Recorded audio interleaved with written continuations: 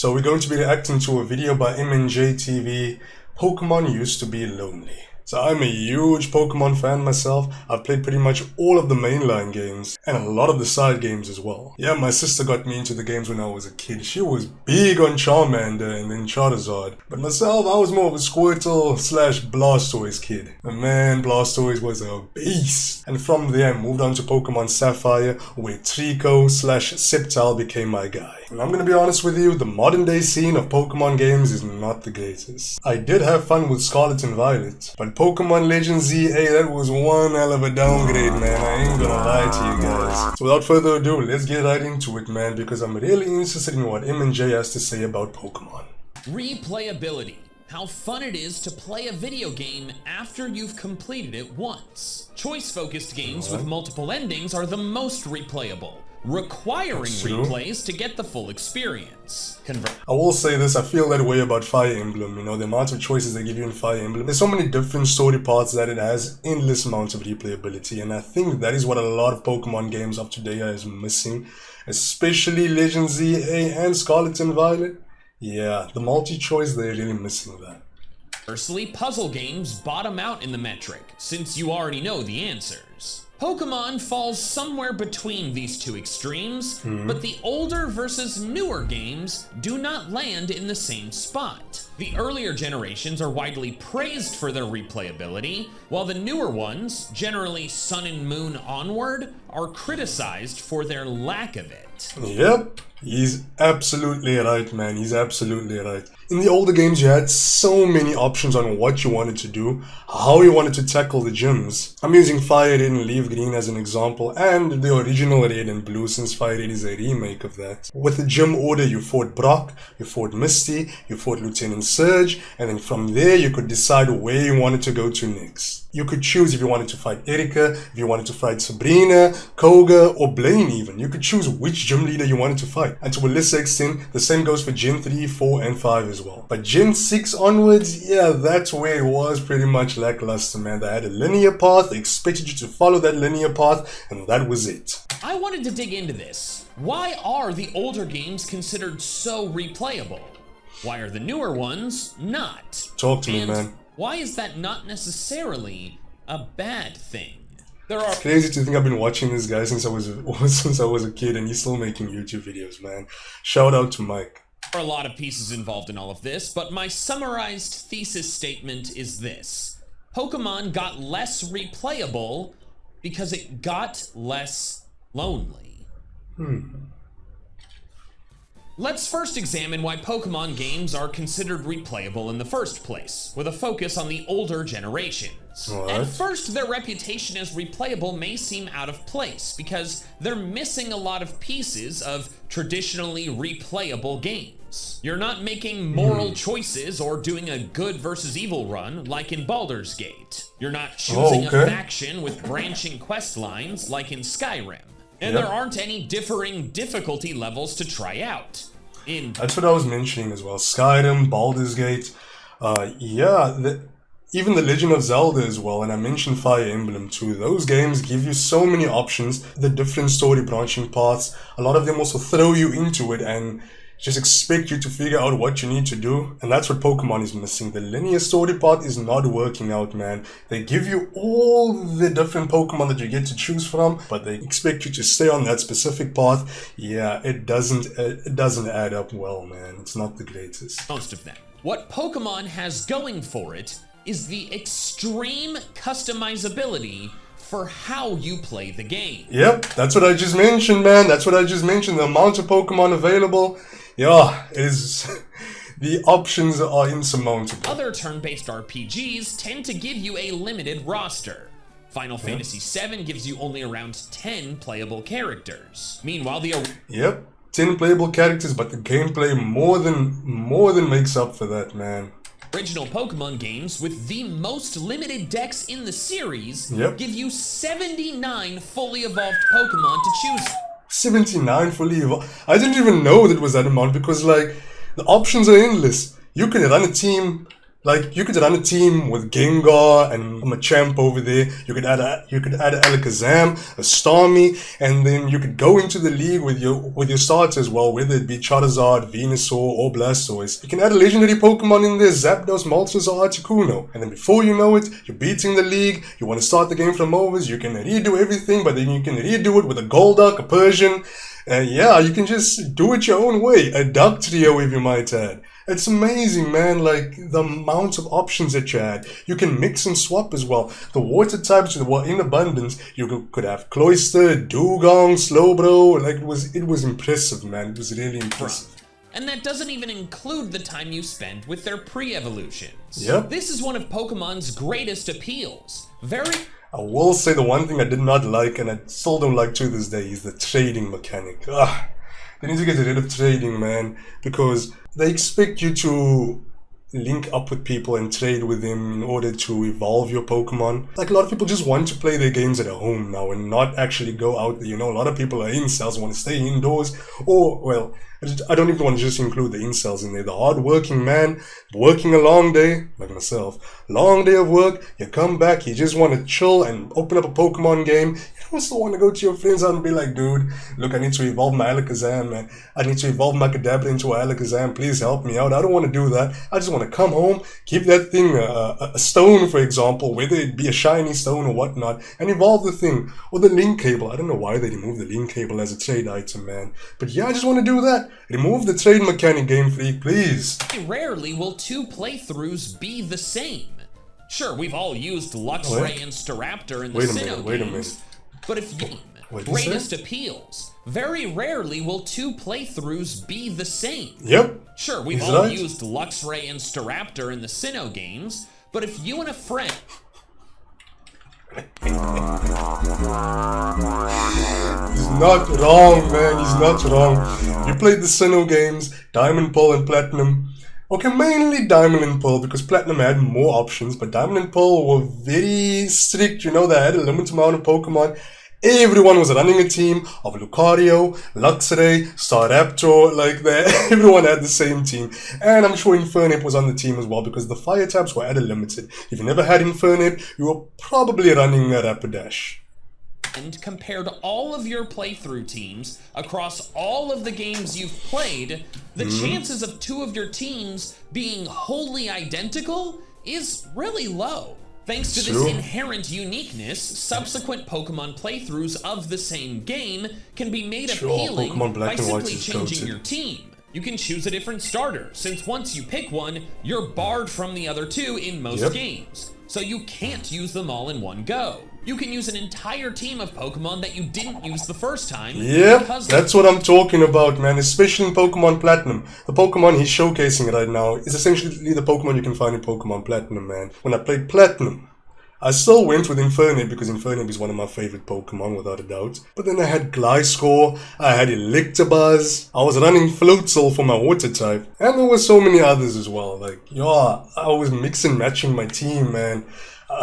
My memory is a little bit hazy because that was many years ago. I need to play Pokemon Platinum again because, yeah, I think I was in primary school that time, man. Grade 4, grade 5, 2008, 2009, I think it was. That was many years ago. But yeah, man, like, it just shows you how many options you had back in the day, man. It was beautiful. There's so many options. You can even impose a challenge on yourself, such as a Nuzlocke or a Monotype run.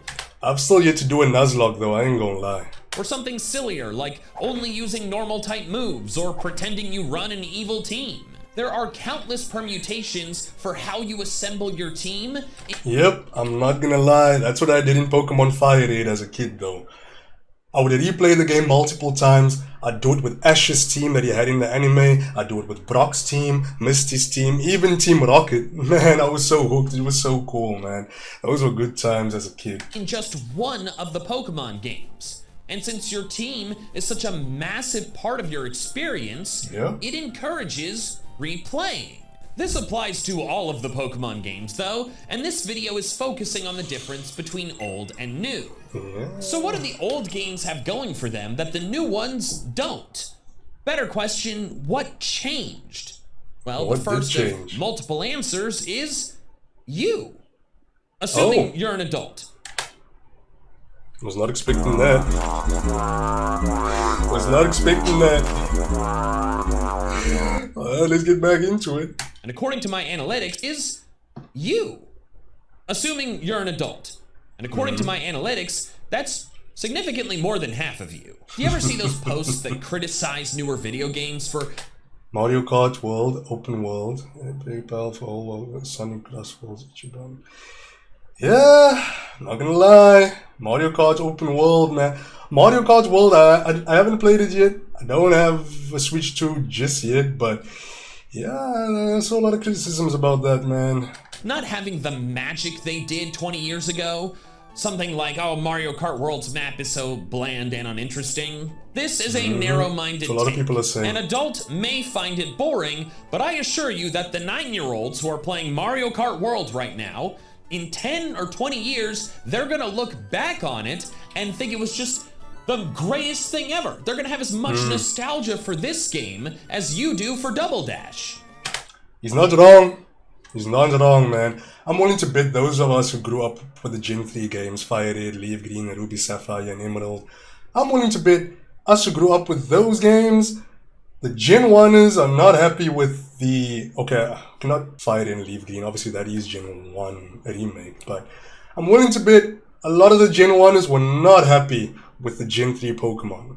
Or even Gen 4 Pokemon and Gen 5. Especially Gen 5. You know, with Gen 5, a lot of people were saying that Gen 5 is uninspired. Once the games came out, a lot of people were complaining about it, saying, oh, we have an ice cream Pokemon. Oh, we have a trash bag Pokemon. They're losing their creativity. But if you look back at Gen 1, we literally had a Pokeball with eyes. And we had a mole that looked like 3 goddamn... Okay, let me not say that. I'll keep this video PG. But a mole with 3 heads that looked like, something you would find on the hub. You know what I'm saying? 3 of those with eyes and a nose that claimed to be moles, that did not look like moles. So yeah, those were uninspired as well, but you know, Gen 1 folks, they obviously have their biases as well. Games haven't lost their magic. You're just 30. And I want to be clear... Why are you gonna cut so deep, man? What the heck? Man. Why are you gonna cut so deep, Mike? Why are you gonna cut so deep? I am included in this. When I was I'm not 30, by the way. I'm in my late 20s. Almost 30. I played through Ruby, then wanted to play through Sapphire with a different team. Same for Leaf Green, then Fire Red. That's what I did. was so engrossed in these worlds, and looking back on it, had like an autistic special interest, that I absolutely had to... Hey, Mike. You and I both, man. You and I both. Keep going back to them, even as far as high school and college. I played Black a year after White. Y a year after X. A few times during college, I went back and played the older games from growing up that I hadn't played in a while. This desire to keep replaying Pokemon games, especially shortly after I played them initially, has decreased a lot. I do continue to do it. He's not lying, man. He's not lying. You know, with Gen 8, with Gen 9, I played Pokemon Violet first. Didn't really enjoy it at first. But then, recently I was like, you know what, I'm gonna go back, I'm gonna play Pokemon Scarlet and give it another shot. Maybe I will enjoy it, but maybe just not focus too much on the story and just enjoy the gameplay and just go out there, catch Pokemon and do what I used to do as a kid. I'm not gonna lie, I actually enjoyed it. Even though I wasn't focused on the story, I legit started appreciating it. The story of Arvin, the story of Penny. Man, it was pretty cool. It was pretty awesome, man. So, yeah, he's not lying though. I feel it's because we are growing up. It's like, yeah. Like, I think Scarlet and Violet are the only 2 games that I actually went back to play the second version exclusive. I didn't go back and play Pokemon Shield. I didn't play that. I only played Sword. What else is there? I played Pokemon Sun. I didn't play Moon. I didn't play the Ultra Moon and Ultra Sun games. Yeah, because those sucked. I'm not gonna lie. I played X first, but I didn't want to play Y. I played Y only because I wanted to get my hands on Yveltal. Yveltal's a badass looking legendary. I wish I could have bought that game first. You know how they lied to me at the retail store? They lied to me saying like, no, X has all the newer Pokemon and Y doesn't. But only I was such a young, naive kid who bought the game, and I was like, okay, you know what, I'm just gonna buy X because it has all the new Pokemon. Only to find out that Y has a new Pokemon too, and that the retail store idiot had no idea what he was talking about. But anyway, let me just calm myself down. Mike is absolutely right in what he's saying. Though, because it's my job, I did a Moon Wonderlock right after Sun. Sword and Shield came out 6 years ago, and I've played through them 5 times. Damn! Scarlet and Violet came out 3 years ago, and I've played through them 3 times. Jesus! Already played Legend ZA twice. Once initially, once for Team Sky, and it's only a few months old. Damn! I love Pokemon more than most anyone. You stronger than me, bro. I couldn't even get through ZA, man. ZA was... Legends Arceus is far superior to Legends ZA. ZA was a slog to get through, man. You're better than me. As should be apparent by what I'm doing. But this would simply not be the case. Like, I play the games. I love the games. I'm not just gonna start over and do it again so soon after doing it initially. Unless I'm trying to make, like, an entertaining video. And I want to be clear, it's not because I think the new games are worse. It's just because now I have a lot more going on in my life that I didn't have when I was a kid. Particularly a social life. And I would rather use my limited gaming-related free time to experience other games. There's a lot of good ones out there, and I want to play them. That is true. That is true, you know? A lot of my childhood has been consumed by Pokemon games. I never got the chance to play any of the other games. I'm only going back now to actually play some of the old Zelda games that I missed, like Twilight Princess and Wind Waker. Finally going back to play those. And a lot of the Fire Emblem games. Like, as a kid, I would look at Fire Emblem and be like, oh, this is boring. It's like playing chess on a video game. But now, I'm actually really appreciating it, man. I played Fire Emblem 3 Houses, I played Awakening, and I played the Blazing Blade. It is flippin' awesome, man. Finally going back to play those. But yeah, man, Pokemon has consumed me. Now that I'm adult, I just want to try out new things, man. Because Legend Z and Legend ZA kind of threw me off of it too, I ain't gonna lie. Aging is a big part of the decreasing replayability. You're not wrong, man. It's only part of it. Because Pokemon games are still considered less replayable, even for current children. Another contributor to this is that sometimes Pokemon games can be a little hard to get started because of the tutorials. In the earliest Pokemon game...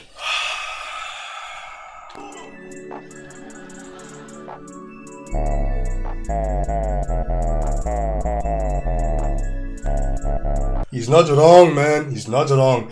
The tutorials take up a chunk of the gameplay. Oh my god, I took like... I don't know how many hours it was, man. Legend ZA's tutorials. I was asking myself, like, am I still in the tutorial? What the hell is happening? Am I playing the game now? Are they still showing me around? Can you leave me to my devices? It felt like they were just showing me around, showing me the mechanics for hours on end, man. I can't even fathom or remember what happened. Yeah, and Scarlet and Violet as well. Very guilty of that. Very guilty. Like, oh, they want to show you this and show you that and show you what the hell you need to do. But then you're like, come on, man. I just want to play the game already. Come on. There's a catching tutorial, and that's pretty much it. Yep. You're quickly shoved from the nest to learn to fly on your own. As time has gone on, these tutorials have gotten so much longer. It was around 2 hours. Wait, what? So much longer. It was around 2 hours. 2 hours. Man, it felt even longer for me. I ain't gonna lie, man. This guy had 2 hours to get through the Legend ZA tutorial. It felt like forever. This is crazy. Flawed game design, man. Game Freak, and I saw recently that Game Freak has been they're going to be releasing a new game for Xbox with stellar graphics. They should really learn from that and implement it into their Pokemon games. Come on, man. Come on, Game Freak. What the hell are y'all doing? Legend ZA finally let me free to go wherever I wanted to on the open world map. There were smaller open sections during this process, like the first 3 wild zones, but I kept running into invisible walls. Frustrated that they wouldn't just let me free. Oh man, and the scaffolding is the worst thing about this game. Having to jump on scaffolds, like, Whose great idea was this to implement that into a city that's based off France? Lumio City just was watered down to such a huge degree, man. I hate it so much. Let me live my life! Let me live my life! ZA functions a lot differently than the previous games, but like we can all agree this was excessive, right? Yes. Even the newer games with traditional mechanics tend to drag at the beginning. I am 31 years old. Ask me if I know how to catch Pokemon, and if I say yes, leave me alone! Yes! Yo, Mike, you're spitting facts, man. You're spitting facts. I'm 28 years old, man. I don't need to be taught on how to catch Pokemon constantly. I need to be taught the controls and the mechanics. Come on, man, I'm a grown-ass man. I know how to play these damn games. Jeez. And that someone could mash past this and click the wrong thing by mistake, but just like put it away to reference older tutorials anytime you want. Look, I get they're doing that for the younger folk, the kids and those trying to get into Pokemon. But I ain't gonna hold you, man. More adults are playing Pokemon than kids these days. I ain't gonna lie, man. I ain't gonna lie. That's it. That's the hard-boiled fact. They just gotta come to terms with it, man. More grown-ups are playing these games than actual kids. ZA actually did that, and I think it should get a lot of credit for doing so. But the long tutorials are not a massive contributor because they're temporary. If you can stomach getting through them, then you don't have to contend with them for the rest of the game. So what's the biggest reason Pokemon games aren't as replayable? Is this where the lonely This goes back to what I said at the beginning. The games aren't so lonely anymore. I should mention that this concept, which I expanded upon for this video, was introduced to me by this Bulbagarden Twitter thread. With so many anniversaries today, a subjective observation on a subtle way in which Pokemon games have changed since the move to 3D and onwards. Pokemon games used to be a pretty lonely experience. Oh, that's what he means by lonely. I see. He's not wrong. Wow. Oh, okay, I just want to give them the proper credit here. I thought it was a great write-up. Now, some of you, when you hear that Pokemon games were lonely, may be incredulous, because initially, it doesn't seem like it makes sense. After all, Game Freak has encouraged player-to-player interaction the entire time. Red and Blue have version-exclusive Pokemon you must get from someone with the other color cartridge. Man, I hate these version-exclusive things, man. Look, I don't have a lot of friends, man. Just leave me alone. Give me my devices. I want to play my damn game. I want to catch my Pokemon. I want to finish the decks. I don't want to trade with any damn friends, man. Jeez. Certain Pokemon like Kadabra and Graveler only evolve by trading. There's a counter in every Pokemon Center that is entirely dedicated to trading with or battling your friends. When I say the older games were lonely, I don't mean in real life. I mean within the world of the game itself. Yeah, in Red and Blue, your player character has no friends. Scratch that. They have no human friends. Is that true? That is true. That is true what he's saying. Let me just think about it. Gen 1, okay, you didn't really have friends. You had Blue or Gary who would just insult you every step of the way, just saying that you were an incompetent trainer. Gen 2, you had Silver. Okay, you're not wrong. Gen 3, did you have any friends? I guess May and Brendan counted. He's absolutely right though. Gen 4, you had Barry. He acted as your rival as well. Yeah, but he was mainly... Yeah, he's absolutely right. He's like most games, your mom remains in your home and will only talk to you if you go home. Professor Oak is kind to you, but you don't encounter him anywhere outside Pallet Town until you've beaten the game. No, he's not wrong, man. He's not wrong. To the time, you're only thinking about his past words of advice. The cloak... Every time you want to use a fishing rod randomly or use your bike, oh, these words would echo in your brain. Words of Oak, you cannot drive your bike here. Just shut the hell up. The closest thing you have to a friend is your rival, who constantly antagonizes you, insults you, and insists you sniff him at a later date. Smell you later. You ain't wrong. But that motivated us, man. Having your rival being an absolute douchebag motivated you. You wanted to be the strongest trainer. You wanted to whoop his ass when you meet him again. Yeah, that's what modern day Pokemon games are missing. We need a rival that's gonna push you. I think the last one we had was Bede. Is his name Bede? Or Bede, I don't know how you say his name. But he was in Sword and Shield. He wasn't as bad as Blue and Silver were, but he was up there. Outside of those three, you almost exclusively interact with random citizens, people just doing their customer service jobs, or adversaries, sanctioned like gym leaders, or criminal like Team Rocket. Most of the gameplay is adventuring and exploring, totally solitary. Sure, you encounter people, but they're no more than random obstacles. I think that's why a lot of people say that playing the older games is like, it's like going into a meditative state. I actually want to make a video on that in the future. Pokemon games were like very meditative, man. You could just walk around and play without a care in the world and no one was disturbing you. It was beautiful, man. And I think that's why I also go back to the older games. Like, I go back to Emerald and Fire Red in my free time whenever I feel like it. It's because like, it's just like you're just going into that mode of you imagining that you're a kid again. It is beautiful, man. I think that's. They have no emotions, no depth, only quips like, I like shorts, they're comfy and easy to wear. Shout out to youngster Joey, man. That line is iconic. Cool, man. Me too, I guess. I don't even know your name, though. And in fact, I never will, because most of the trainers in Gen 1 don't have names at all. Damn, I forgot about that, man. Jesus. I think they were only given names in Gen 2. Oh, man, you gotta be kidding me. You are truly alone. You have no one to talk to. This is so intensely true that the player character Red reappears in later games, famously not talking. Red is goated, man. He's one of the most powerful Pokemon trainers, without a doubt. As a result, your closest companions are not other people. Your Pokemon. They're your Pokemon. Yeah. They're with you every step of the way. You're only allies against adversity. Sudusky. Why did he call it that? This creates an extremely strong... Check that team out, man. Jesus Christ.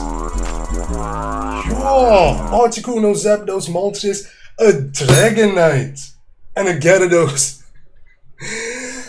Man, we have an imposter among us, man. We got an imposter. That Gyarados doesn't belong there with the goats. And Aerodactyl. Bond. Oh. Newer games have introduced a lot of fun features to give you a chance to bond with your Pokemon. Pokemon Ami, Sword and Shield's camp, following you around Lumios, etc. But debatably, the most effective way to force an emotional connection to your Pokemon was to not give you anyone else to connect to. But then as the generations progressed, human characters slowly but surely gained bigger roles. Gen 2 is mostly Emma. Human characters slowly but surely gained bigger roles. That chick. The weebs, man.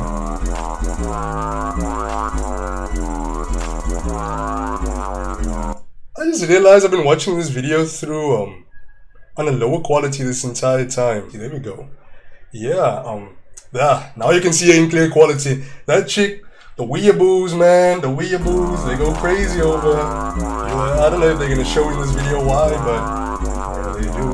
Gen 2 is mostly like Gen 1, but at least the I'm glad he didn't though. Jeez. All the freaks out there. PCs have names. Gen 3's rivals are the first nice ones, but Wally makes only 3 total appearances. Wally's story was sad, man. And it's really beautiful as well. I love Wally. And May/Brendan disappears after Lily Cove until you beat the game. Gen 4 makes Barry explicitly your childhood friend. Patty was an annoying character though, I'm not gonna hold you guys. And you even get to team up with him during the climactic battles atop Mount Coronet. Yo, Team Galactic is awesome, man. Black and White starts your journey alongside 2 lifelong friends. Bianca and Sharon were okay, they were okay. Everything with you. The main antagonist, Ed. Yo, in. Wait, after you. There you go. In is one of the best Pokemon characters of all time. Y'all gotta give it to him. The Give him most his depth flowers. and complexity of any antagonist up to this point. Yep. With each passing game. Get that piece of work on the screen, man. Look at that freak. Look at him. That fat freak. Oh man, you gotta be kidding. I don't mean to body shame him, man, but Tieno and that dude in the orange hair over there. Get him off my screen, man. Shauna also, Chisco, Serena, all four of them. Should put the flies in the bag. You get a closer network of friends, and mean rivals become an... And that guy, you gotta be kidding me, man.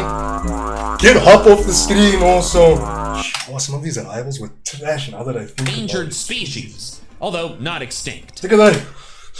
What kind of hand movements are that? Character personalities are strong and distinct, and... Kieran. Why does Kieran look like that? Oh wait, is this the Blueberry Cat? Not gonna lie, I didn't finish the Scarlet and Violet DLC, man. I'm not gonna lie. Yeah, so I think this is a spoiler for me. Many have actual development arcs over the course of the story.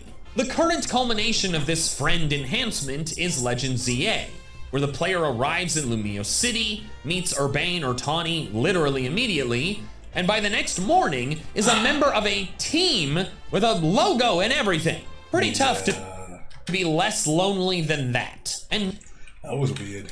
That was really weird, man. None of the team members are flat. Okay, wait a minute. Pretty tough to be less lonely than that. Wait a minute. And none of the team members... There's black guy Naveen. Give it up to him. I love his character. He's all serious. He's Mr. He's Mr. No Nonsense. He doesn't take any nonsense. But he's low-key a weeb. He's low-key a weeb, man. He's a huge stream fan as well. He's basically a fanboy. I love his character. He's flat, really cool. Uninteresting people. Okay, Ida was his name Ida or Lida? I don't know. But Ida wasn't that memorable. She's related to that Tieno fat loser. Well, like I said, I don't mean to body shame, but he just really annoys me. I think they're quite fun. Tawny You Slasher... think they're quite fun? I think they're quite boring. Bane has a heart of gold, but can be foolhardy. Naveen is aloof about everything, except his favorite streamer. Yep, he loves Canary. Lita is cheerful, but with a hidden temper. So it's They're all such Lita. great characters. And that's just your team of friends. The other major characters, the gym leader stand-ins, have comparably unique personalities. You really get to know everyone you meet. That's my guy. Wait a minute. Wait, I have to go back. Where is he? Unique personalities. You really... That dude with the blonde hair, Ivo. I love his character, man. Think of Luffy and Goku fused into one character. This guy is brain dead martial artist. He's so cool, man. I love Ivo. He's so funny. You get to know everyone you meet, and it develops the Pokemon world on a human level that the oldest games lack. This also allows for better stories. At least it can. Sword and Shields is not good. But at least it has one. In Red and Blue, the story is become champion and fight off this gang a few times. So we're a little bit more than halfway through the video. I'm gonna leave it right there. I don't want to react to the whole video. If y'all want to see the rest of the video, y'all should go to M&J TV's channel. Yeah, this was pretty cool, man. This was awesome. He made a lot of valid points. Pokemon has changed throughout the years, and maybe for those, the older folk especially, including myself, we grew up on Fire Red, Leaf Green, Diamond Pearl, Platinum, Ruby Sapphire, all the Gen 3, Gen 4, and Gen 5 as well. We grew up on those main three. Yeah, things have really changed throughout the years, man. It is not the same. Our age plays a factor into it. The fact that, as he pointed out, it got a lot more lonely. I haven't noticed that. I'm actually glad that he pointed that out. It's way too dialogue heavy. The characters be wilding out, man. They bit too excessive. There are a few exceptions, like Naveen I mentioned, Ivo was awesome, Arvin in Scarlet and Violet. There are a few exceptions. But yeah, like in general, man, the characters are not the greatest. Pokemon's appeal comes from the collection of the Pokemon. Collecting Pokemon, battling with them, that's where the main appeal lies. And that's why Pokemon, they will put out the bare minimum for a video game and they would still hit millions and millions of purchases, man. Millions of purchases. They will never slack. So yeah, apparently people liked Legends ZA. I didn't personally. I think Legends Arceus was way better. They left you to your devices. It was a little bit of a tutorial, but they left you to your devices. They allowed you to go here, go there, catch Pokemon here, like just explore the world. It was so beautiful seeing the Pokemon out there, out in the world. Yes, it had its problems as well, but in general, Legends Arceus, beautiful game, wonderful concept. I'm gonna leave it there. Check it out, MNJ TV. Yeah, he's a veteran in the Pokemon, in the PokeTuberverse. He's a legend, man. So if you want to see me react to other videos like this, whether it be Pokemon, any other video games, or topics on anime as well, do drop a comment down below and let me know. Like, share, and subscribe, and I'll be sure to be back with another video real soon. Peace.